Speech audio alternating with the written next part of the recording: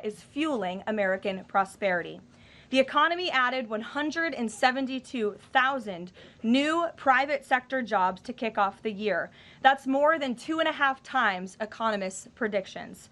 The labor force participation rate went up while the unemployment rate fell. The prime age labor force participation rate is now at its highest since 2001. Most importantly, 100% of all job creation under President Trump continues to be in the private sector. This is truly remarkable. That's 615,000 private sector jobs that have been added in President Trump's second term thus far. These are real working people. These are real American families who will be living out their American dream. Meanwhile, federal government employment has shrunk to its lowest level since 1966, saving taxpayers $29 billion annually. And all of the net job growth under President Trump has gone to native-born Americans, ending the disgraceful pattern under Joe Biden of job gains going to non-citizens and illegal aliens. Additionally, on inflation, the new CPI report is even more proof of the progress made by President Trump. Despite all of the doom casting from the so-called experts, the president has managed to utilize powerful tariffs to secure trillions of dollars in investments into our country and rebalance our trade deals while simultaneously cooling inflation.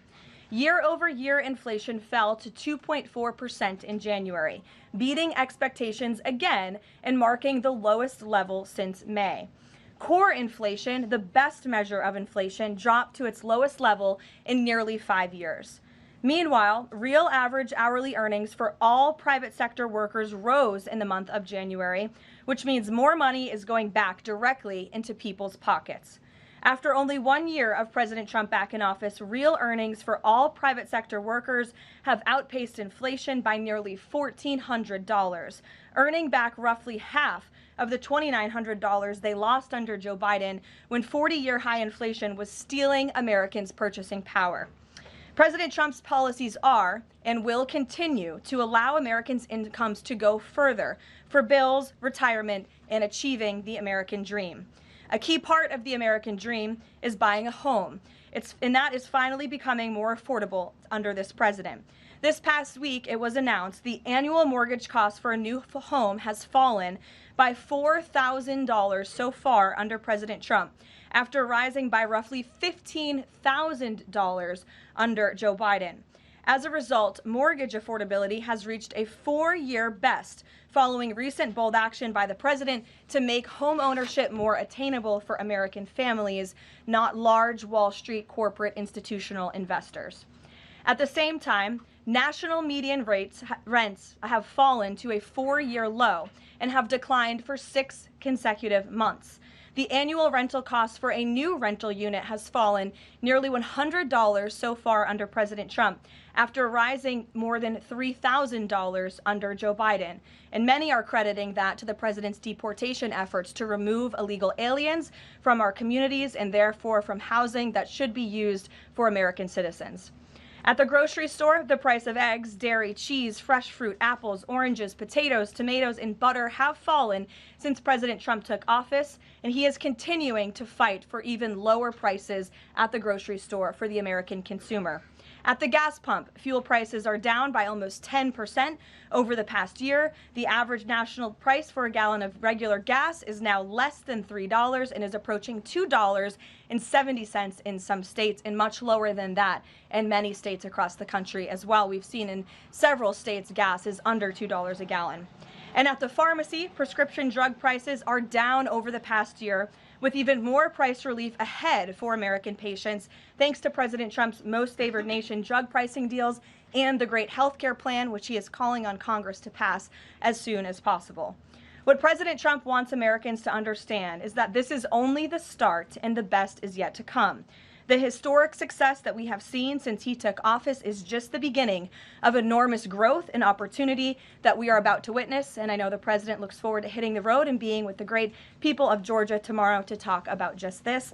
So with that, today, I know there's a lot of news. I will open it up to take your questions, and we're going to start, as always, with our new media seat, the great Michael Graham from Inside Sources. Thank you for being here, Michael. Thank you for having us, and thanks from our 200 newspaper partners around the country. So you mentioned gas. We didn't mention natural gas. And back where you live, your friends and family are paying among the highest prices for natural gas to heat their home and for electricity generation, the #1 source of power across New England. The cheap gas is in Pennsylvania. The two highest places to buy gas in the country, New York City and Boston. The problem is the blue states will not allow the gas to travel to produce electricity or to reach customers. When President Trump first came back in office, there was some talk, him and Governor Hochul in New York possibly reaching a deal. When will consumers in the Northeast feel relief from President Trump's energy policies, and what can he do about state objections to expansion of infrastructure? Then I have a quick follow-up. Sure, absolutely. Well, the president has promised all Americans across the country, and in particular in the Northeast, where we do face much higher costs of electricity and of energy, unfortunately, because of the Democrat policies in the area. From the federal government's perspective, the president and the National Energy Dominance Council, Secretaries Wright and Burgum, are doing all we can when it comes to federal permitting. The drill, baby, drill agenda is obviously underway. The president has made a huge push for more fossil fuels in this country. You look at what he did last week with respect to coal. Coal truly keeps the lights on in this country. We learned that in the recent winter storms. However, there's only so much that can be done at the federal level. That's why the president has called on blue state governors to participate in this energy dominance agenda, including governors in New England and the Northeast, by contacting Governor Hochul directly to get this Constitution pipeline underway. This is not only going to bring down the cost of energy in the Northeast, it's also going to support job growth and energy affordability and more opportunity for workers in the Northeast. And I just have a quick statistic here on energy that I found fascinating, and it's obviously true because I'm saying it up here. Red states with Republican legislatures currently enjoy lower average retail electricity prices than blue states with Democrat legislatures. And that's exactly why the president is calling on all blue state governors across New England and the Northeast to get on board. Let's bring prices down for all Americans, whether they live in a red or a blue state. So right down the street from your alma mater, San Antonio College, is talking about building an ICE facility that's causing a lot of political agita in New Hampshire, and for the Republican governor, Kelly Ayotte. Seems to be some miscommunications argued on both sides.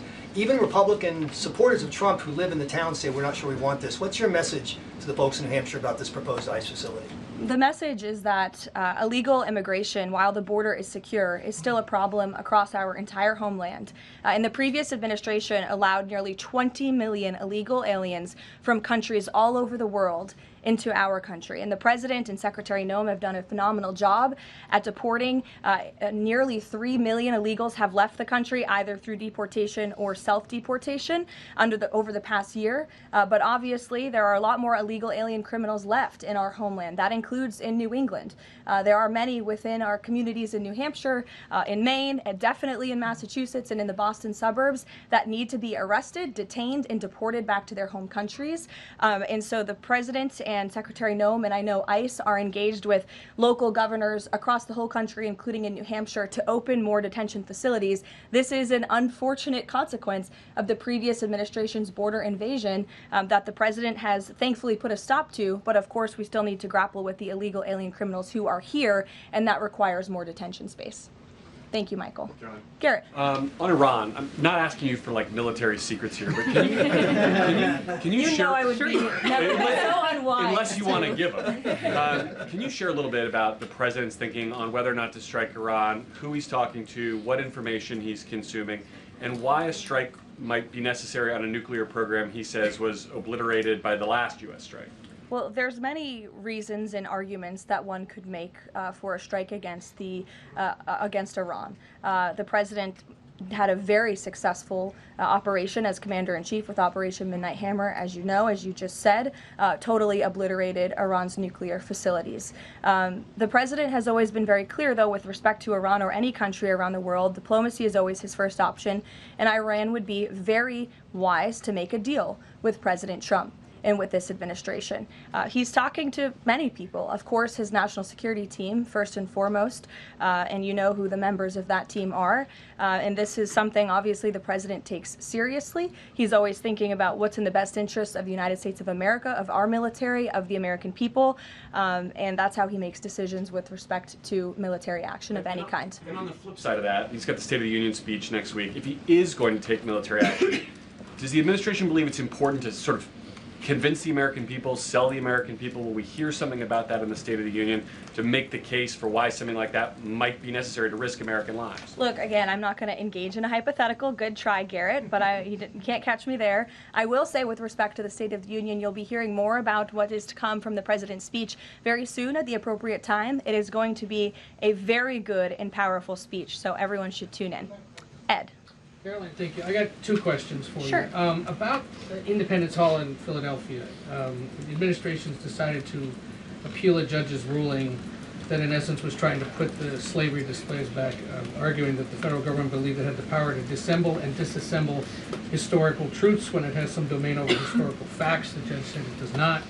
The administration said that you were planning to put up updated interpretive materials and provide a fuller account of the history of slavery at Independence Hall. What more was the administration, or is the administration, planning to add? I'm not familiar with this specific instance, Ed, to be honest with you, but I will check in with the appropriate people who are overseeing this, and we'll get you a more firm answer. One other question. Then yesterday in his statement about Jesse Jackson, the president said, despite the fact that I'm falsely and consistently called a racist by the scoundrels and lunatics on the radical left, Democrats all, it was always my pleasure to help Jesse along the way.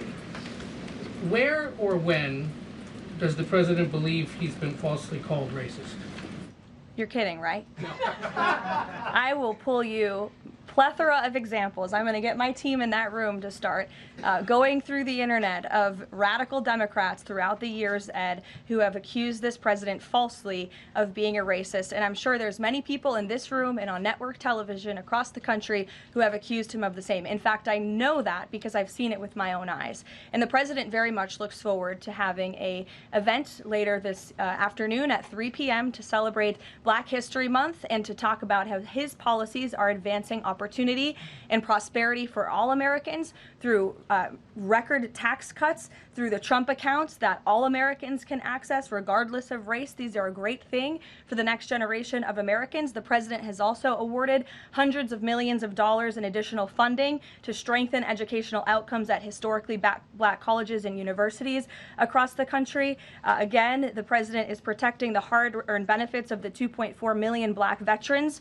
who honorably served in our nation's armed forces by reducing the backlog of veterans waiting for their VA benefits and for their home loans through the Department of Veterans Affairs. So there is a lot this president has done for all Americans regardless of race, and he has absolutely been falsely called and smeared as a racist, and I'm happy to provide you those receipts, and we gladly will right after this briefing. Jennifer, go ahead. You mentioned the $5 billion in pledges for the Board of Peace. Will we be able to get a breakdown of which countries are providing each of those pledges? Yes. And which countries are providing troops? Sure. We're happy to provide that breakdown, and I'm also happy to provide the list of countries that will be attending tomorrow. I know it's more than 20 countries. I know there's a lot of interest in that. I'll spare myself reading you the list of 20 countries from the podium, but we will provide it, and the president will be opening the meeting tomorrow with remarks, and will sort of formally be chairing the meeting at the beginning before he departs for Georgia tomorrow. And then on the sewage spill, the sewage pipe that broke on the Potomac, can you give us an update on the federal government's response? And officials have told CBS that some of that aging infrastructure is a concern, that this particular pipe wasn't even of the most urgent concern. Do you know if the government is looking into which other pipes could be at risk of collapsing? Well, the next step in this process is for any of the three local jurisdictions involved, whether that's the Commonwealth of Virginia, the state of Maryland and Governor Moore, or the District of Columbia, to step forward and to ask the federal government for help and to ask for the Stafford Act to be implemented here so that the federal government can go and take control of this local infrastructure that has been abandoned and neglected by Governor Moore in Maryland for far too long. In fact, it's no secret that Maryland's water and infrastructure have been in dire need of repair aware, their infrastructure has received a nearly failing grade in the 2025 report card from the American Society of Civil Engineers. This is the same grade they've received 5 years earlier. There has been no improvement under the leadership of Governor Moore. He's clearly shown he's incapable of fixing this problem, which is why President Trump and the federal government are standing by to step in. And for all of the environmentalists in the room and across the District of Columbia, let's all hope and pray that this governor does the right thing and ask President Trump to get involved, because it will be an ecological and environmental disaster if the federal government does not step in to help. But of course, we need the state and local jurisdictions to make that formal request. That's part of the legal process to move forward. Peter. So you said that any of the three Democrats just need to ask. A few minutes ago, Maryland's Governor Wes Moore asked. He said, if the president wants me to ask nicely, our response is this: please, Mr. President, do your job. To which I say, I'll ask the president and we will provide you with the next steps. But in all seriousness, the federal government has been preparing plans. The White House has been in contact with FEMA, with the Army Corps of Engineers, with the Environmental Protection Agency. Again, we've been standing by. This is a problem we want to fix, not just for the federal government, but for everyone who lives in the District of Columbia, including all of you. So you're welcome. To your point about that, there are a lot of events coming up for America 250. The president wants people from all over to come to the nation's capital. Is he worried that by the summer, the Potomac River will still smell like poop? He is worried about that, which is why the federal government wants to fix it, and we hope that the local authorities will cooperate with us in doing so.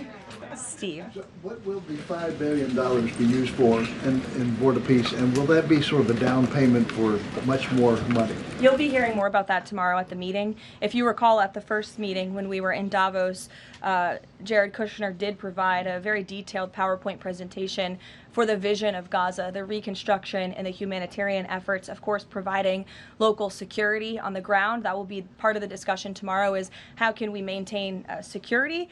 First, you must achieve security to get to prosperity, which is sort of the second part of this plan. So you'll be hearing more about that tomorrow, but I would just point out $5 billion worth of investment. We're talking about reconstructing Gaza. I remember when those words came from the president's lips in the East Room many months ago, and all of you in the press were bewildered at how the president could have such an ambitious goal of rebuilding Gaza, which is obviously a place that has been just turmoiled by violence and chaos for many, many years. But we are well underway in doing that, and it's a historic accomplishment for this president. Secondly, is the president seeing enough progress in the Iran talks to let negotiations go a little further? I mean, where do things stand after yesterday's talks? I think you heard from the administration and the State Department yesterday that there was a little bit of progress made, but we're still very far apart on some issues. I believe the Iranians are expected to come back to us with some more detail in the next couple of weeks, and so the president will continue to watch how this plays out. Sure. I'll follow up on that. Thank you, Karoline. On these Iran talks, I mean, how much time is the president willing to give it before he is seriously maybe considering military action? Is he willing to give it that full 2 weeks? And has he given the Iranian officials a deadline on when he wants to see a deal? It's a fair question, Rachel, but I'm not going to set deadlines on behalf of the president of the United States from up here. And then just one more on the shutdown. We're now in this partial shutdown over DHS funding. Has the president personally spoken to the Democratic leaders in Congress? Can we expect to see them at the White House to try to make a deal on this? Not to my knowledge. He hasn't had any direct conversation or correspondence with Democrat lawmakers recently. It doesn't mean he's not willing to. I'm just not aware of any conversations that have taken place. I do know the White House and the president's representatives have been in direct conversations with both Democrats and Republicans, but of course, Democrats are the reason that the Department of Homeland Security is currently shut down. They have chosen to act against the American people for political reasons, and now we have FEMA workers, the men and women of the United States Coast Guard, men and women of TSA who keep our airports moving, who will be working without paychecks for no good reason other than the Democrats wanting to pick a fight with Donald Trump. And the president thinks that is irresponsible and despicable. He wants the government to be open. We've been engaged in good faith negotiations with the Democrats. Last night they sent over a counter proposal that frankly was very unserious, and we hope they get serious very soon because Americans are going to be impacted by this. Sure. Thanks, Caroline. President Trump has talked about a forthcoming executive order on voter ID. Is there more details you can provide about for that? And Can you talk about any steps that you're taking to overcome core challenges that you've kind of faced in this area before on voting? Well, as the president said in that Truth Social post, he's discussing and exploring legal options for a potential executive order with respect to voter ID, but this is something he's made very clear he wants Congress to get done. The Save America Act is a common sense piece of legislation that has now passed the House of Representatives to ensure that voter ID is a requirement in the United States of America. This is a common sense policy that nearly 90% of the country agrees with. You need an ID to go and purchase alcohol. You need an ID to go to the library and check out a book. And so the president thinks you should have an ID to vote in our nation's elections. And I know the vast majority of Americans agree with him on that. And he wants Congress to move quickly to get it done. Thank you so much. Can I ask Cuba something? Sure. On Cuba, it's increasingly being described as a humanitarian crisis. What is a successful outcome for the U.S. that the U.S. wants to see in Cuba? Is there anything less than regime change that would be considered success? I think, as Secretary Rubio has articulated and the president himself, we obviously want to see flourishing and prosperous democracies all over the world, especially in our own hemisphere. I'm not dictating any actions the United States may take to get there, but of course that's in the United States' best interest to have Cuba be a truly free and prosperous democracy. Unfortunately, right now, that is not the case. They are a regime that is falling. Their country is collapsing, and that's why we believe it's in their best interest to make very dramatic changes very soon, and we'll see what they decide to do.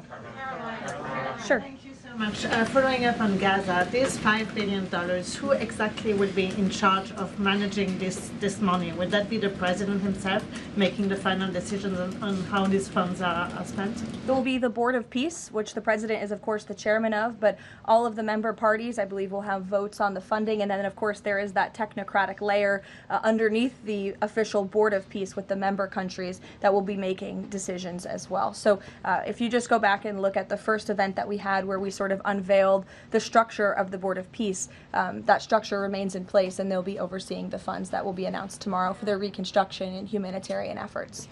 Sure. Another question on that Board of Peace announcement. You mentioned there will be the announcement of who comprises that International Stability Force. How soon will that force be deployed? And have all of the regional partners, all of the regional countries signed off on the makeup of that force? I don't have a timeline for you today, but again, I'm sure you'll hear more about this tomorrow. So you'll join us at the event. Deanna. Thanks, Caroline. Two questions. Sure. First, the president has talked a lot about housing affordability, and several countries that are facing housing shortages, including Canada, for example, have imposed a ban on non-citizens, like foreigners, from buying their houses. Do you know if that's a strategy that the president would be willing to deploy? Well, first of all, the president is obviously committed to deporting illegal aliens from our country and those who are not lawfully present in the United States, which he has done at a record pace, which has led to the falling of rents, as I pointed out in my opening remarks. Secondly, the president has recently announced that he is fighting for a ban on institutional investors and Wall Street billionaire corporations from buying up single-family homes that should be lived in his opinion, by American families. We know this is going to have a remarkable impact on the housing market and on prices and supply and demand for the American consumer and the American family. And then thirdly, the president is also expediting permitting as fast as we possibly can to build more homes, to increase supply, to obviously bring down the cost of home ownership and purchasing homes for the American people. And then also, as I mentioned as well, we do see mortgage rates falling. So all of this is combining to make housing more affordable in this country. There's still a lot more to do. The president is still digging his way out of the mess that was created by Joe Biden's administration in jacking up mortgage rates and jacking up housing costs. But we do see very positive trends in this direction. And the president wants the United States to be a nation of owners, not renters. He wants families to live in homes, not institutions and big corporations. Michael. Ukraine, Caroline. Secondly, on Ukraine, Sure. Yesterday Zelensky said in an interview that he says that it's not fair that the president is saying that Ukraine has to make concessions. He's saying this publicly, and not Russia. Has the president seen these comments? And when the president says that Ukraine has to make concessions, is he referring to giving up Donbass? I think the president would respond to that by saying he does not think it's fair that thousands of Ukrainians are losing their lives, and Russians too, in this deadly war. And that's why the president and his team have committed a tremendous amount of time and energy in bringing this war that is very far away from the United States of America, but nevertheless, this is a president of peace. And so he's committed a tremendous amount of time and energy to bringing this war to an end. Just yesterday, there was another round of trilateral talks between the U.S., Russia, and Ukraine. There was meaningful progress made in both parties. Both sides agreed to update their respective leaders and to continue to work towards a peace deal together. So there will be another round of talks in the future, but I think the president views this entire situation as very unfair, not just for Russians and Ukrainians who have lost their lives, but also for the American people and the American taxpayer who were footing the bill for this war effort before President Trump put a stop to it. And I would just remind everyone around the world that the United States is still selling weapons to NATO that are then being sent to Ukraine in their defense of their freedom in their borders. Michael.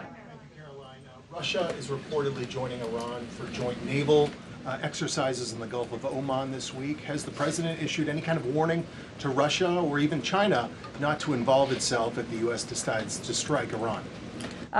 Not to my knowledge, no, or not that I would dictate from this podium. I wouldn't reveal the president's private conversations with world leaders. With respect to that, again, when it comes to Iran, the president has a decision to make, and he will do that, and I'm not going to broadcast what that decision may be ahead of him. President Barack Obama, Karoline, was recently asked if aliens are real. He says they're real, but he hasn't seen them. The president's daughter-in-law, Lara Trump, told Miranda Devine of the New York Post that the president has a prepared speech on this issue that he prepares to deliver at the right time. Is that true? And does the Trump administration believe aliens are real? Well, a speech on aliens would be news to me. That sounds very exciting, though. I'll have to check in with our speech writing team. And that would be of great interest to me personally, and I'm sure all of you in this room, and apparently former President Obama, too. So we'll keep you posted on that. Tyler. The White House has touted an unprecedented amount of cooperation with counties in Minneapolis after the negotiations with Tom Homan. Are those written or verbal deals with the sheriff?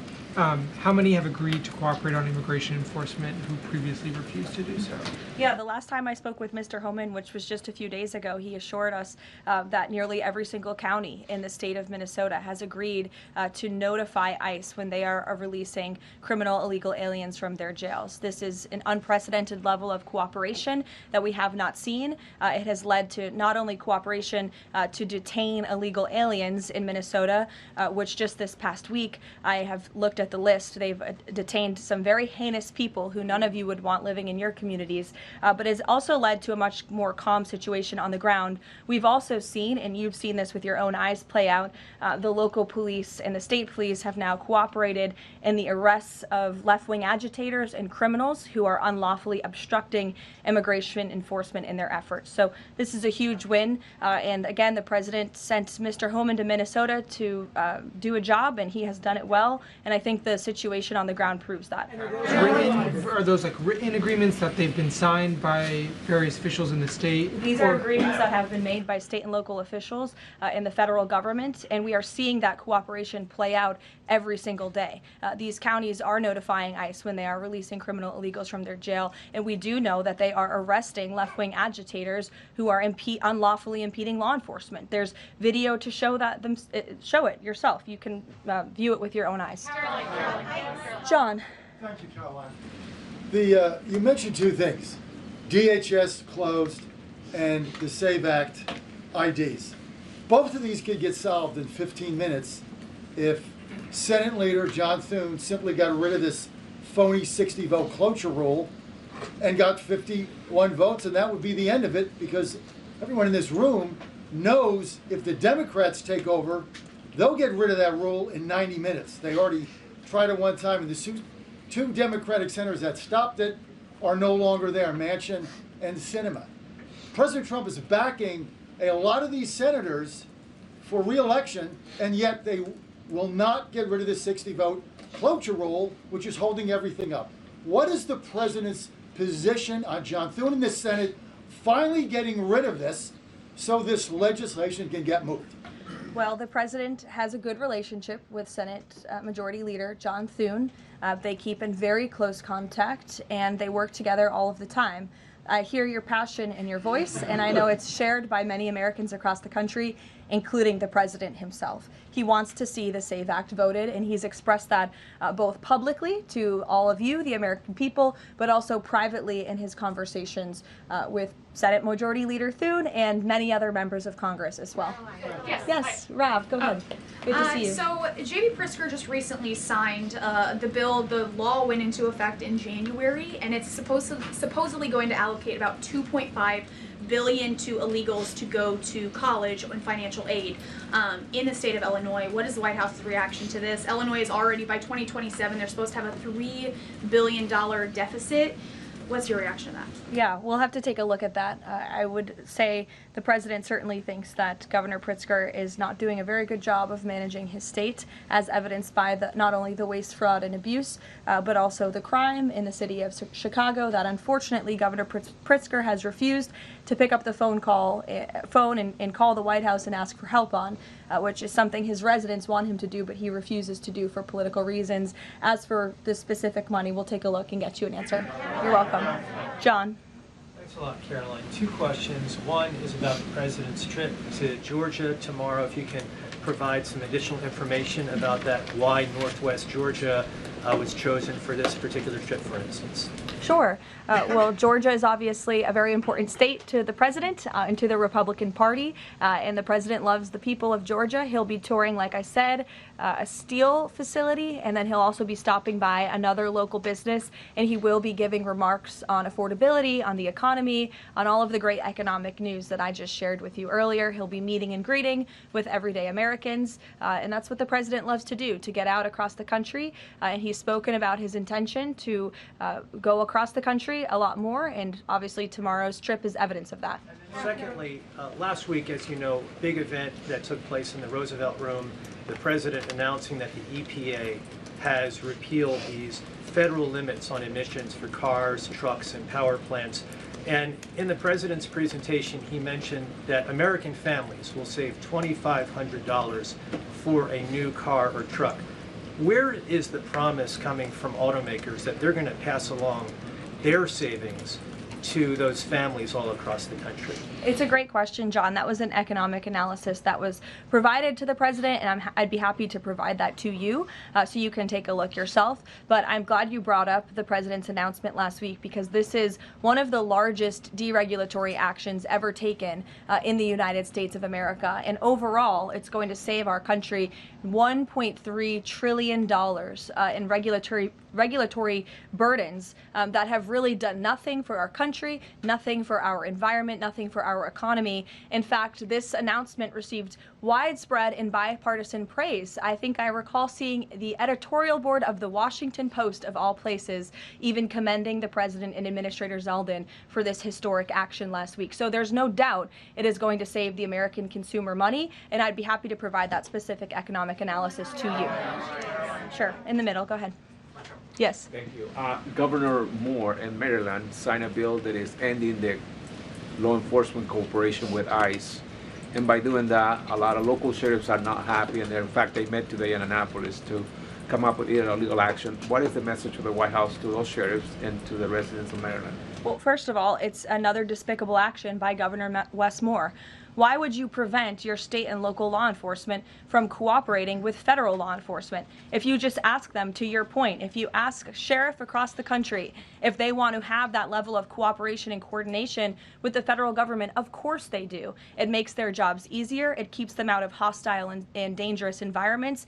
It allows them to detain illegal alien criminals who have committed heinous crimes in our country with the most safe circumstances possible. So the president, of course, continues to always stand on the side of law enforcement, and this is another just horrible and frankly political action taken by Governor Wes Moore, and unfortunately the people of his state are going to reap the consequences of it.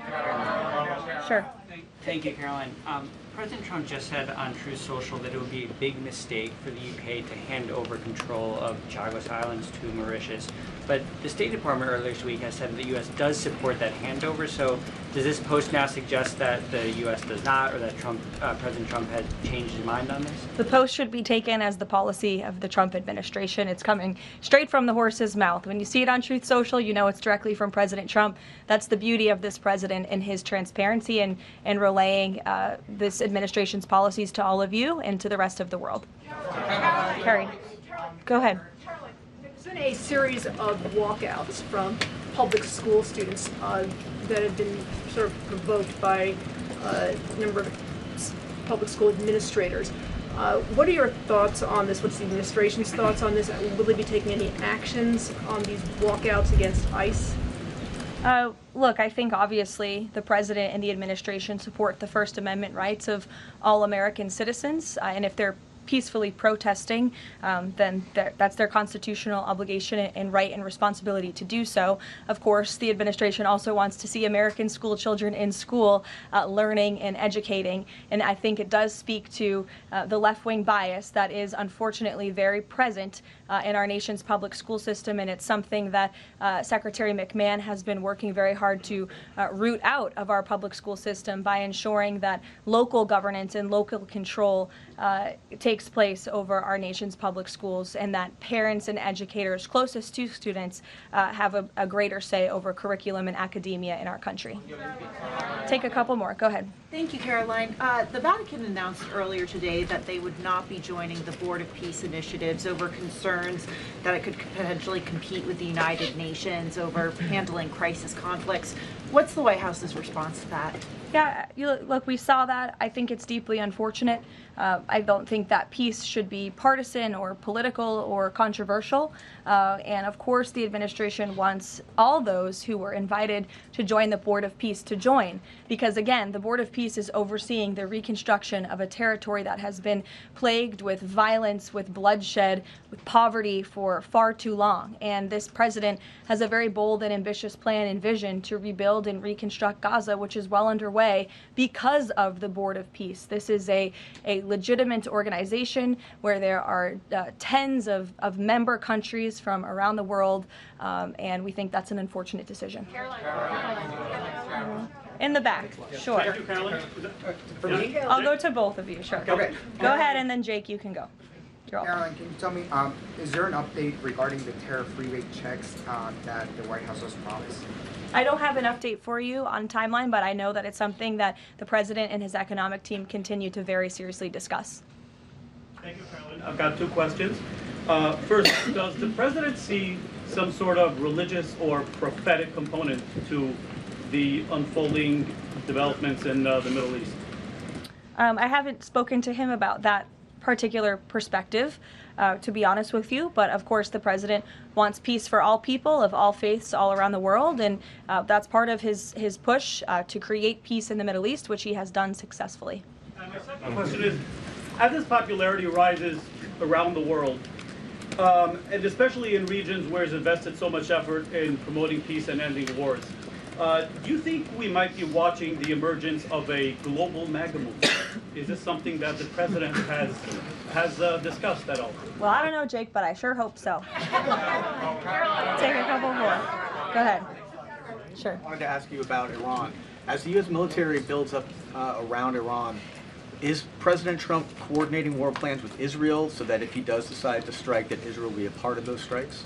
Look, I don't have any specifics on the president's recent conversations with Israel. As you know, Prime Minister Netanyahu was just here at the White House last week or the week before. But again, with respect to Iran, there was some progress made yesterday. There are still a lot of details to discuss, and we'll continue to see how this plays out. The United States government, of course, is always in close communication and correspondence with the state of Israel, and that starts right at the top with the president and Prime Minister Netanyahu themselves. One more. Go ahead.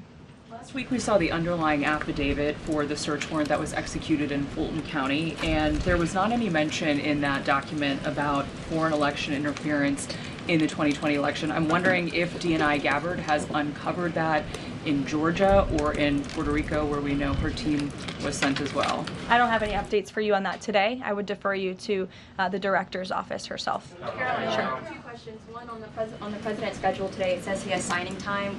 What is he signing today? Are we expecting executive orders or actions? That's the first question. And then second, the Wall Street Journal is reporting that a U.S. arms sale package for Taiwan is in limbo.